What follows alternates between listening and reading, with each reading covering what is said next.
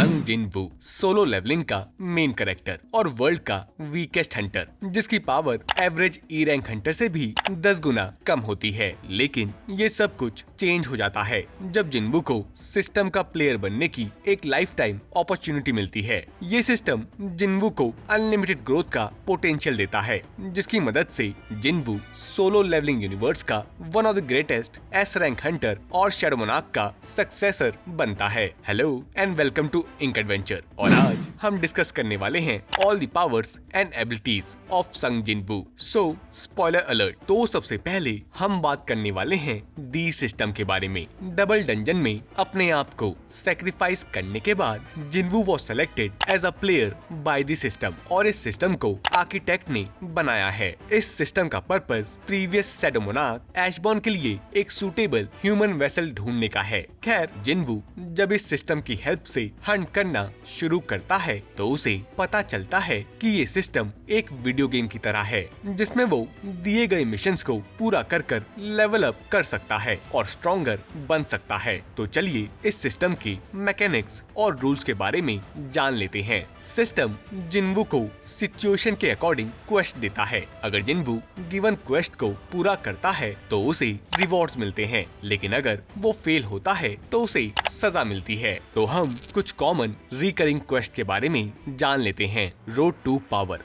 ये quest Jinwoo को daily करनी पड़ती है, जिसमें जिनवू को 100 पुशअप्स, सिटअप्स, स्क्वाट्स और 10 किलोमीटर दौड़ना होता है, जिसको पूरा कर जिनवू को रिवॉर्ड में मिस्ट्री बॉक्स मिलता है, जिसके अंदर रैंडम आइटम्स होते हैं। एक रिकवरी पास मिलता है जिसे जिनवू कभी भी यूज कर सकता है, और 3 स्टैट पॉइंट्स मिलते हैं। अगर Jinwoo road to power quest को पूरा करने में फेल होता है तो उसे पनिशमेंट क्वेस्ट मिलती है, जिसमें जिनवू को सिस्टम के पॉकेट डायमेंशन में भेजा जाता है, जहां जिनवू को 4 घंटे के लिए सैंड मॉन्स्टर से बचना पड़ता है। स्ले दी एनिमी। इस क्वेस्ट में अगर कोई ओपोनेंट जिनवू के प्रति हाई ब्लड लस्ट दिखाता है तो जिनवू को उसे मारना पड़ता है, और अगर ओपोनेंट के पास कोई खास एबिलिटी होती है तो उसे मारने के बाद जिनवू को रूइन स्टोन मिलते हैं, जिनको यूज कर जिनवू ओपोनेंट की खास एबिलिटी को एक्वायर कर सकता है। ये क्वेस्ट ब्लैक हार्ट एक्वायर करने के बाद मिलनी बंद हो जाती है। खैर, ये सिस्टम जिनवू को कुछ यूनिक चीजें भी प्रोवाइड करता है, जैसे कि अनलिमिटेड इन्वेंटरी। जिनवू के पास एक डायमेंशनल स्टोरेज यूनिट का एक्सेस है, जिसका यूज कर वो रिवॉर्ड्स में मिले आइटम्स को स्टोर और रिट्रीव कर सकता है। Item equipment. जिनवू किसी भी आइटम को पहने बिना इक्विप कर सकता है और उन आइटम के इफेक्ट्स को यूज कर सकता है, जैसे कि increase attack power, durability, stamina, etcetera etcetera. Auto translation. System की मदद से जिनवू मॉन्स्टर की भाषा को समझ और बोल सकता है। शॉप। जिनवू डिफीटेड एनिमी से मिले आइटम्स को गोल्ड के लिए बेच सकता है, और उस गोल्ड से वो पोशंस, वेपन्स और आर्मर जैसे बहुत सारे आइटम्स खरीद सकता है। अब आ जाते हैं इस गेमिंग यूआई के लेवलिंग सिस्टम पर। जब जिनवू मॉन्स्टर्स को मारता है तो उसे एक्सपीरियंस पॉइंट्स मिलते हैं, और एक सर्टेन लिमिट को रीच करने के बाद जिनवू लेवल अप करता है। हर लेवल अप के साथ उसके स्टैट्स 1 पॉइंट से बढ़ते हैं, और उसे 5 स्टैट पॉइंट्स मिलते हैं, जिनको वो 5 में से किसी भी स्टैट को अलोकेट कर सकता है। जिनवू की हेल्थ और स्टेमिना भी हर लेवल अप के साथ रिप्लेनिश हो जाती है। अब ये 5 स्टैट्स हैं क्या? तो ये हैं strength, agility, endurance, perception and intelligence. Strength stat Jinwoo की फिजिकल स्ट्रेंथ, स्पीड और ड्यूरेबिलिटी को रिप्रेजेंट करता है। एजिलिटी स्टैट जिनवू की रिएक्शन स्पीड और परसेप्शन ऑफ टाइम को रिप्रेजेंट करता है। एंड्योरेंस स्टैट जिनवू की हेल्थ और स्टेमिना को रिप्रेजेंट करता है। परसेप्शन स्टैट जिनवू की 5 सेंसेस को रिप्रेजेंट करता है। इस स्टैट को इतना बढ़ाया जा सकता है कि जिनवू मीलों दूर से किसी इंसान की हार्ट बीट को सुन सकता है और अंधेरे में देख सकता है। परसेप्शन स्टैट जिनवू की 6th सेंस को भी इनकम्पास करता है, जिसकी मदद से जिनवू किसी की लाइफ एनर्जी और ब्लड लस्ट को महसूस कर सकता है। इंटेलिजेंस स्टैट जिनवू के टोटल माना और उसकी रीजनरेशन कैपेबिलिटी को रिप्रेजेंट करता है। जितनी ज्यादा इंटेलिजेंस होगी उतनी ही ज्यादा उसकी मैजिक एबिलिटीज होंगी। खैर, अब बारी आती है टाइटल्स की। जो सिस्टम जिनवू को देता है। द प्लेयर, ये टाइटल सिंबलाइज करता है जिन्वू का कनेक्शन सिस्टम के साथ, और ये भी कि जिन्वू हंटर नहीं बल्कि प्लेयर है, जिसकी वजह से डंजन के मॉन्स्टर्स जिन्वू को ह्यूमन नहीं मानते। द वुल्फ असैसिन, ये टाइटल जिन्वू को अपने पहले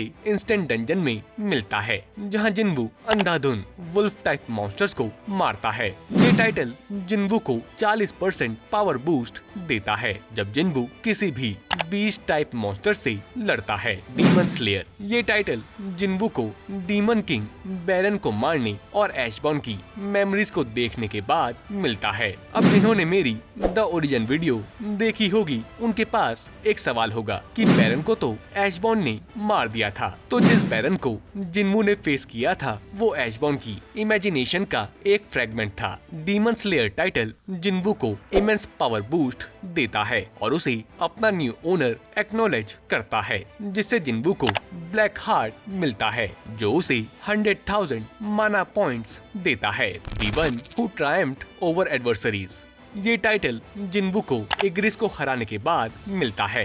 ये टाइटल जिन्वू के सारे स्टैट्स को पावर बूस्ट देता है, inversely proportional to his health. खैर, ये सिस्टम जिन्वू को स्किल्स भी प्रोवाइड करता है जो नेचर से एक्टिव भी हो सकती हैं और पैसिव भी। तो सबसे पहले हम एक्टिव स्किल्स की बात करते हैं। स्टेल्थ एक रेयर कैमोफ्लेज स्किल है जो mainly assassin type hunters use करते हैं। जिन्वू को ये स्किल बी रैंक हंटर को मारने के बाद मिलती है। इस स्किल से जिन्वू अपनी प्रेजेंस को कम्प्लीटली इरेज कर सकता है। ब्लड डस्ट, इस स्किल से जिन्वू अपने ओपोनेंट्स को इंटिमिडेट कर सकता है और उनको एक फियर लाइक स्टेटस में डाल सकता है, जिससे उनके स्टैट्स 50% तक गिर जाते हैं।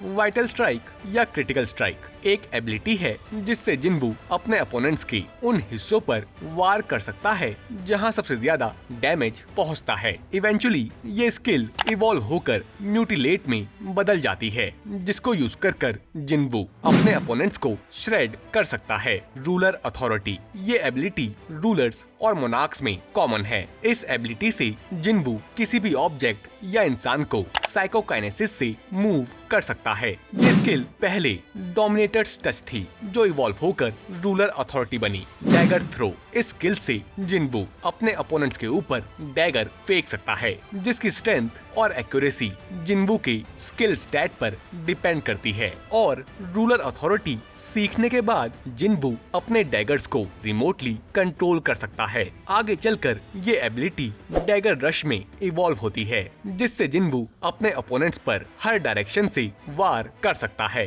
ड्रैगन फियर, जिन्वू अपनी सोल की मदद से एक माना इन्फ्यूज्ड रोर निकाल सकता है, जिससे वो किसी भी बीइंग को जो उससे कमजोर है उसे एक इंटेंस डिस्पेयर और पैनिक की स्टेज में डाल देता है। आर्मर क्रिएशन, जिन्वू माना को अपने चारों ओर कंसंट्रेट कर एक जेट ब्लैक आर्मर क्रिएट कर सकता है। स्प्रिंट, जिन्वू अपनी स्पीड को 30% तक बढ़ा सकता है फॉर 1 माना पॉइंट पर मिनट। ये स्किल आगे चलकर क्विक सिल्वर में इवॉल्व होती है, जिससे जिन्वू अपनी स्पीड को 40% तक बढ़ा सकता है फॉर 5 माना पॉइंट्स पर मिनट। और अब बारी आती है पैसिव स्किल्स की। कांडियारू ब्लेसिंग जिन्वू को 2 स्किल्स प्रदान करती है। पहली है लॉन्गेविटी, जो उसे पॉइजन, डिसीज और डिबफ से बचाती है। दूसरी है विल टू रिहेबिलिटेट, जिससे जिन्वू किसी भी टूटे हुए या कटे हुए शरीर के अंग को हील कर सकता है। सोने से